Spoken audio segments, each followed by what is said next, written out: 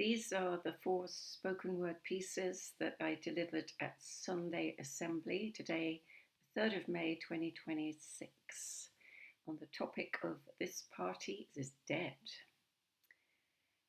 The first one is best delivered in a slightly Yorkshire accent because it's about my ancestry. Are you still there? Are you still there, Mum? With the opening bars of Summertime, I see her body begin to sway. At the Drury Lane Theatre, her foot is tapping along to every 42nd Street song. In our living room, behind her shop in Holmes Lane, she's lost in a novel, as am I. Yes, RK, I'm still here. Are you still there, Dad? On Blackpool Beach, from sand, we build a castle with a moat and turrets. I've climbed the wall in our backyard to jump off it into his arms. Of course he'll catch me. Yes, I can use a hammer and a drill. I am my dad's daughter after all. Yes, RK, I'm still here. Are you still there, Nanny Alice? Toasting pikelets over her front room fire, then watching the butter melting into the holes. Sliding down her narrow staircase, bump, bump, bump, then running back up to slide again. Don't bother to fight with them posh kids, ducks, they're not worth it. Yes, RK, I'm still here. Are you still there, Grandad Sidney? Out on the front step, with sticks, brown paper and string, he shows me how to make a kite. While I'm ladling and pouring at the kitchen sink, he's getting his perfect Yorkshire puds out of the oven. Walking along the Hastings seafront, him and me. No words, just listening. Yes, RK, I'm still here. Are you still there, Granny Lizzie? Sitting on her lap, I feel myself sliding towards the floor on the shiny fabric of her dress. In Trafalgar Square, feeding the pigeons, then off to a talk by some socialist in Conway Hall. By her side in the freezing cold at a union protest in a park in Sheffield. Yes, RK, I'm still here. Are you still there, Grandad Ernest? The white rabbit puppet he's made from his handkerchief is hopping along his arm, balancing the Tetley beer mats he brought home from the Working Men's Club. We build a tower. Then to play with my dinky coal lorry, a tiny version of the one he drives for work. I was your first grandchild, Grandad Ernest. The firstborn of your firstborn. The only one you lived to play with. When I'm gone, Grandad, are you still here? Somewhere right now, there's a Grandad making and playing with his first grandchild. Yes, RK, I'm still here. Always.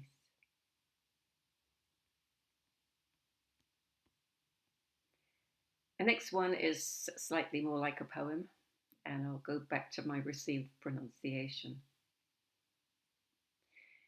An average life.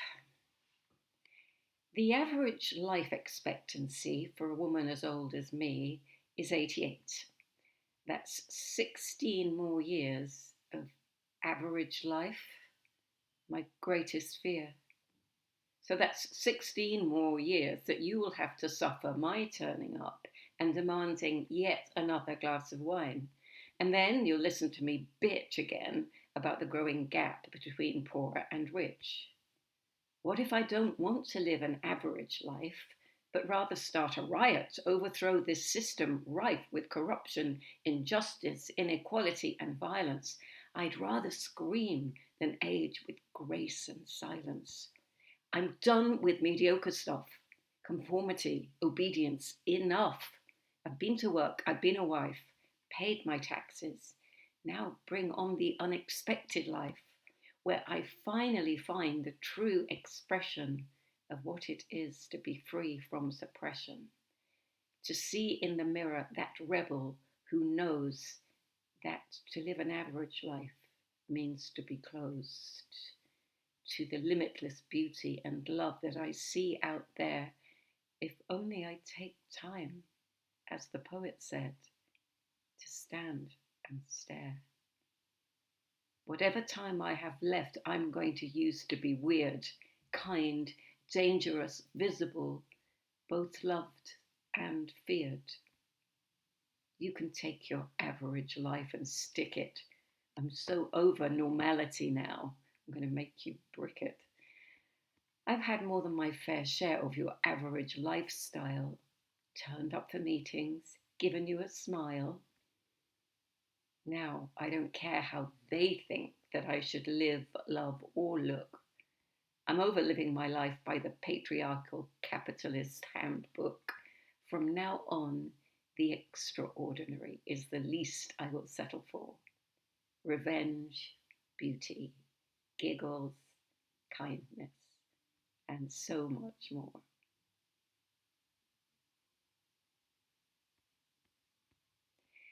The third one is quite an old one that I wrote some time ago.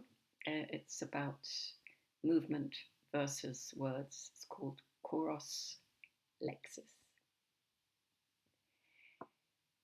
In the beginning was not the word.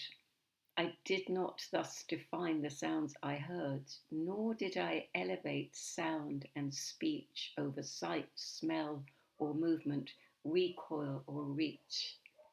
In my unlimited early learning times, I did not differentiate between screams and rhymes.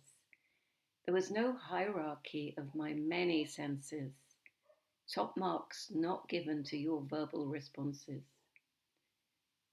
Words are not my power to survive. If I speak to the ocean, will I stay alive? No, my response to the waves is to swim, not to shout. If I fall in a pit, I can't talk myself out. I must climb, reach, and pull, not argue or reason.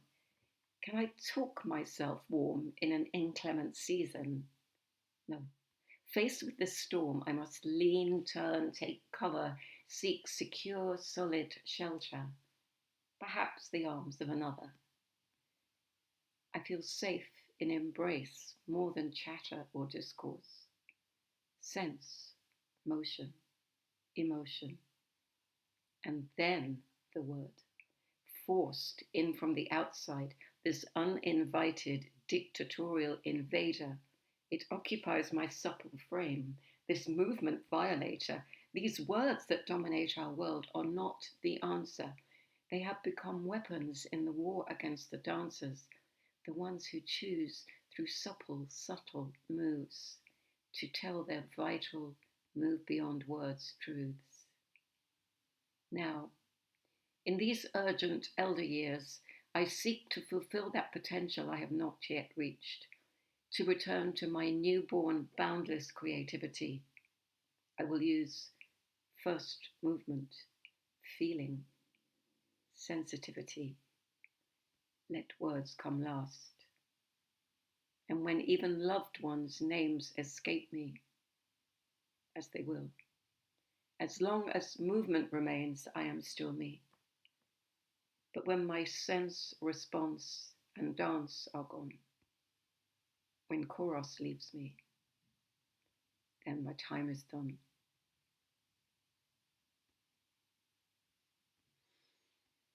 And finally, here's another new one. It's called What If Every Single Thing I Do? What if every single thing I do might become the only thing that you remember when you think back on me?